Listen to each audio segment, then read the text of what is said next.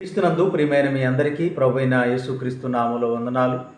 త్రిత్వం తర్వాతి 25వ ఆదివారం కొరకు ఏర్పాటు చేయబడిన లేఖన భాగాల నుండి కొన్ని మాటలు మనం క్లుప్తంగా ధ్యానం చేద్దాం. యోహాను సువార్త 5వ అధ్యాయము 24వ వచనం. నా మాట విని నన్ను పంపిన వాని యందు విశ్వాసముంచువాడు నిత్యజీవము గలవాడు. వాడు తీర్పులోనికి రాక మరణములో నుండి జీవములోనికి దాటి ఉన్నాడని మీతో నిశ్చయముగా చెప్పుచున్నాను. ప్రార్థన చేసుకుందాం. పరిశుద్ధుడైన తండ్రి, వందనాలు. ఈ సమయంలో నాతో మా అందరితో మాట్లాడమని యేసు నామములో అడిగి వేడుకొనుచున్నాం మా తండ్రి, ఆమేన్. క్రీస్తునందు ప్రియమైనటువంటి వారలారా, ఈరోజు ఈ చదవబడిన ఈ 3 లేఖన భాగాలు మనం గమనించి చూసినప్పుడు యోబు గ్రంథము 14వ అధ్యాయము మొదటి 5 వచనాలు. మానవుని యొక్క జీవితం అనేటువంటిది కొద్ది దినాలుగా, పరిమితి కలిగినటువంటిదిగా, బాధ అనుభవించేటువంటి జీవితంగా ఇక్కడ యోబు తెలియపరుస్తూ ఉన్నాడు. ఒక పువ్వు ఏ విధంగా పెరిగి వికసించి ఏ విధంగా రాలిపోతూ ఉందో మానవుని యొక్క జీవితం అంతే కూడా రాలిపోతూ ఉంది అని చెప్తా ఉన్నాడు. అయితే ఒకటి ఆశిస్తూ ఉన్నాడు, ఏంటంటే పాప సహితంలో నుండి పాపరహితుడు పుట్టగలిగినట్లా ఎంత మేలు అనేటువంటిది ఒక ఆశను వ్యక్తపరుస్తూ ఉన్నాడు. అదేవిధంగా యోహాను సువార్త 5వ అధ్యాయం మనం గమనించి చూసినప్పుడు యేసుక్రీస్తు ప్రభు వారి యొక్క సర్వాధికారాన్ని చూపిస్తూ ఉంది. ఎవరు బ్రతికింపబడతారు, ఎవరు మరణములో నుండి జీవములోనికి దాటుతారు, ఎవరు తీర్పు పునరుద్ధానానికి వెళ్తారు, ఎవరు ఆ జీవ పునరుద్ధానానికి వెళ్తారు అనేటువంటిది యోహాను సువార్త 5వ అధ్యాయంలో మనం చూడగలుగుతాం.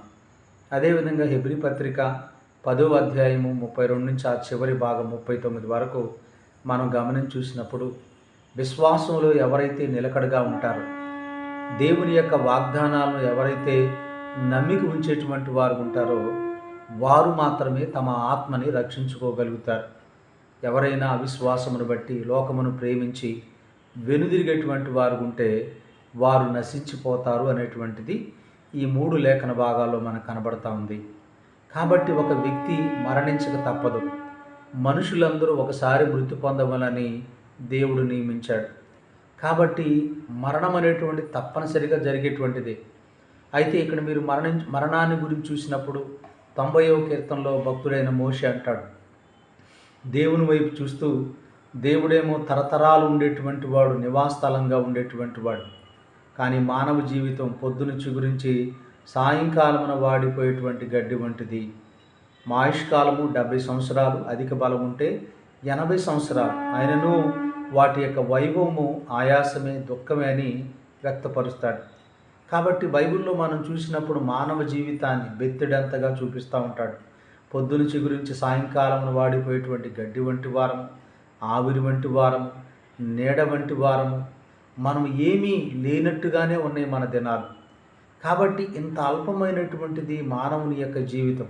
ఒక పువ్వు ఏ విధంగా వికసించి ఫలించి ఏ విధంగా రాలిపోతూ ఉందో తన వైభవం, తన కీర్తి, తన ఘనత అంతా కూడా మనుషుడు ఏమైపోతా ఉన్నాడు, అంతిమంగా మరణానికి లోనైపోతూ ఉన్నాడు. వారి అందమంతా కూడా కొట్టివేయబడతా ఉంది. కాబట్టి ఇలాంటి పరిస్థితిలో యోబు గ్రంథం 3వ అధ్యాయం మీరు చూసినప్పుడు ఆయన బాధలో ఉన్నప్పుడు, వేదనలో ఉన్నప్పుడు తన పుట్టిన దినాన్ని శపించుకుంటాడు. ఆ పుట్టినరోజు ఎవడో పుట్టకూడదంటాడు. ఆ పుట్టినరోజు అశుభమైనటువంటిదిగా భావిస్తూ ఉంటాడు. 7వ అధ్యాయం చూసినప్పుడు మానవుని యొక్క దినాలు యుద్ధ దినాలు కదా అని అంటాడు. అయితే వీటన్నిటికీ కారణం ఏంటంటే పాపము. ప్రతి మనిషి పాప సహితుడుగా ఉన్నాడు. కాబట్టి ఏదైనా వనంలో ఆదామవులు మన పితరులు పాపం చేశారు. ఇదిగో ఒక మనుషుల ద్వారా పాపము ద్వారాగా మరణం ఎలాగో సంప్రాప్తమైందో మనుషులందరూ పాపము చేయటాన్ని బట్టి మనుషులందరికీ మరణం ఏమైందంటే సంప్రాప్తమైంది. రోమా 5:12 ప్రకారం ఒకని అవిధేయత వలన అనేక మంది పాపులుగా చేయబడ్డారు, ఒకని విధేయత వలన అనేక మంది నీతిమంతులుగా చేయబడ్డారు. కాబట్టి ఈయనేం తలుస్తూ ఉన్నాడంటే వీటన్నిటికీ కారణం ఏంటంటే పాపమే. కాబట్టి దురాశ గర్భం ధరించి పాపము కనును, పాపము పరిపక్వమై మరణం కనును. కాబట్టి ప్రతి మనిషి మరణించక తప్పదు. యోబు సొలొమోను ప్రసంగి గ్రంథంలో అంటాడు, మానవుని ప్రయాసములన్నీ కూడా వ్యర్థమైనటువంటివిగా భావిస్తూ ఉంటాడు. అయితే ఇక్కడ మీరు గమనించి చూసినప్పుడు యేసుక్రీస్తు ప్రభువారు ఎలా జన్మించాడు, మీరు గమనించి చూసినప్పుడు ఆయన స్త్రీ సంతానముగా కన్యక గర్భవతి కుమారుని కరుణన్నట్లుగా పరిశుద్ధాత్మ శక్తి ద్వారాగా యేసుక్రీస్తు ప్రభువారు ఈ లోకానికి వచ్చారు.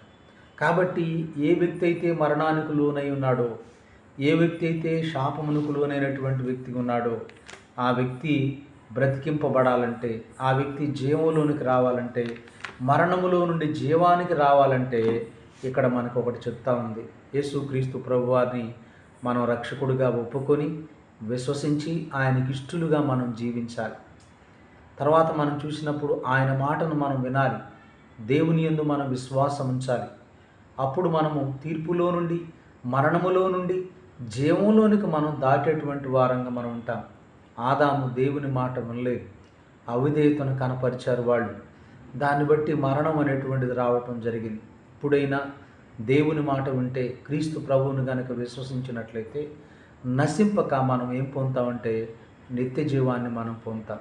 అందుకని ఇక్కడ ఏం చెప్తా ఉన్నాడంటే, మేలు చేసిన వారు ఎక్కడికి వెళ్తారు? జీవ పునరుద్ధానానికి వెళ్తారు. కీడు చేసినటువంటి వారు తీర్పు పునరుద్ధానానికి వెళ్తారు. ఎవరైతే యేసును ప్రభువుగా ఒప్పుకుంటారో, విశ్వసిస్తారో, ఆయన యొక్క అడుగు జాడల్లో నడవటానికి ఇష్టపడి సమ్మతించి నడుస్తారో, వారందరూ కూడా తీర్పు నుండి తప్పించబడతారు. వారందరూ మరణములో నుండి జీవానికి దాడతారు.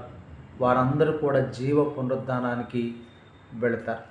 కాబట్టి ఈ సాయంకాల సమయంలో క్రీస్తునందు ప్రియమైన వాళ్ళరా, మానవుని యొక్క జీవితం అనేది చాలా అల్పమైనటువంటిది, స్వల్పమైంది.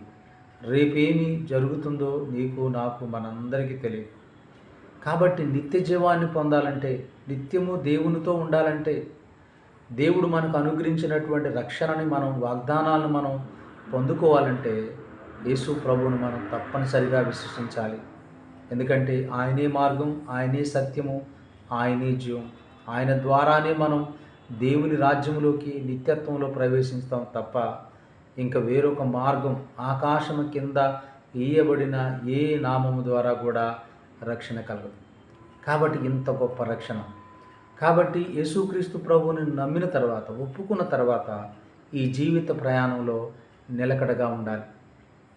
రక్షణలో, విశ్వాసంలో, సహనములో, పరిశుద్ధతలో నిలకడగా ఉండాలి అనేటువంటిది ఈ హెబ్రీ పత్రికలో మనం చదువుకున్న లేఖన భాగంలో చూడగలుగుతాం.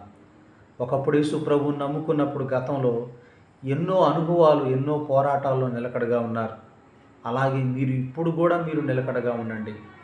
ఎందుకంటే శ్రేష్టమైనవి ఆశీర్వాదాలు స్వాస్యము పరలోకమందున్నదని ఎరిగి యేసు ప్రభువుని నమ్ముకున్నప్పుడు రక్షింపబడటమే కాదు, పరలోక స్వాస్యమునకు హక్కుదారులు అవుతాం. దేవుని కుమారులు, కుమార్తెలంగా మనం అంగీకరించబడతామని ఎరిగి శ్రమల్లో మనం ధైర్యంగా మనం ఉండాలి.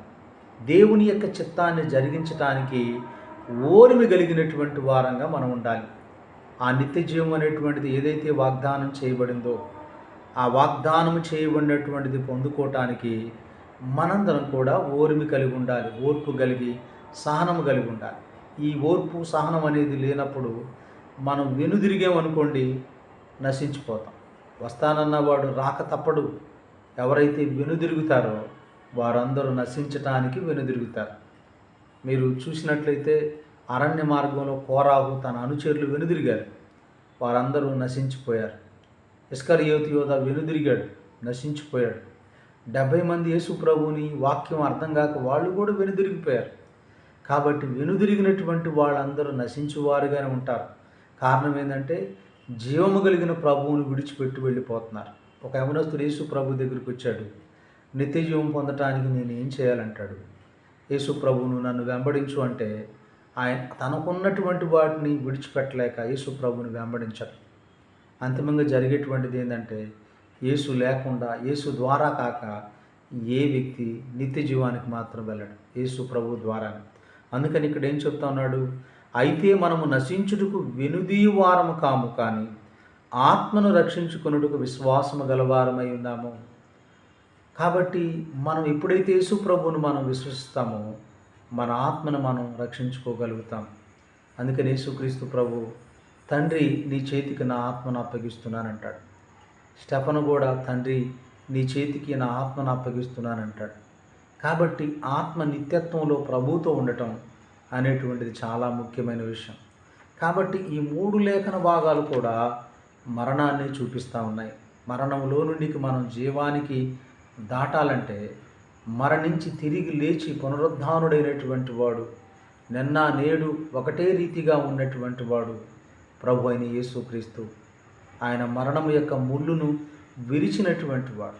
ఈరోజు ఎవరైతే ప్రభువునందు విశ్వాసం ఉంచుతారో, మొదటి తెస్సలోనిక పత్రిక 4వ అధ్యాయంలో ఆర్భాటంతో ఆయన వచ్చేటప్పుడు, ఇదిగో మొదట ప్రభువునందు మృతులైనటువంటి వారు లేపబడతారు, ప్రభువునందు మృతులైన వారు ధన్యులు, యెహోవా భక్తుల మరణము ఆయన దృష్టికి విలువ కలిగినటువంటిది. కాబట్టి ఈ జీవితం క్రీస్తునందు ప్రియమైన వాళ్ళరా, దేవుని యందు మనం ఈరోజు మీరు మారు మనసు పొంది ఉన్నారా? ప్రభువును విశ్వసించి ఉన్నారా?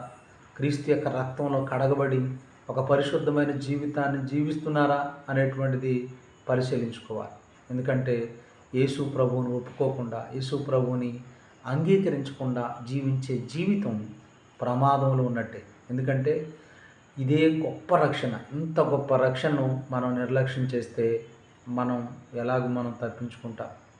క్రీస్తు ద్వారా మనం దేవునితో సమాధాన పడగలుగుతాం. క్రీస్తు ద్వారాగా మనం ఆయనలో జీవాన్ని మనం పొందుకోగలుగుతాం. క్రీస్తు ద్వారాగా మనం నిత్యత్వానికి, దేవుని రాజ్యమునకు, దేవుని పిల్లలుగా అంగీకరింపబడతాం. కాబట్టి నా మాట విని నన్ను పంపిన వాని యందు విశ్వాసం ఉంచువాడు నిత్యజీవము గలవాడు. వాడు తీర్పులోనికి రాక మరణములో నుండి జీవములోనికి దాటి ఉన్నాడని మీతో నిత్యముగా చెప్పుచున్నాను అని. కనుక అట్టి విశ్వాసము కృపలో నిలిచి ప్రభువులో నడవటానికి సిద్ధపడదాం. ప్రార్థన. పరిశుద్ధమైన తండ్రి, వందనాలు. ఈ మాటలు మా అందరి హృదయంలో ఫలింపచేయమని, వింటున్న ప్రతి ఒక్కరిని మీరు దీవించమని యేసు నామములో అడిగి వేడుకొంచున్నాం తండ్రి. ఆమేన్. ప్రభువు మిమ్మల్ని దీవించును గాక. ఆమేన్. అందరికీ వందనాలు.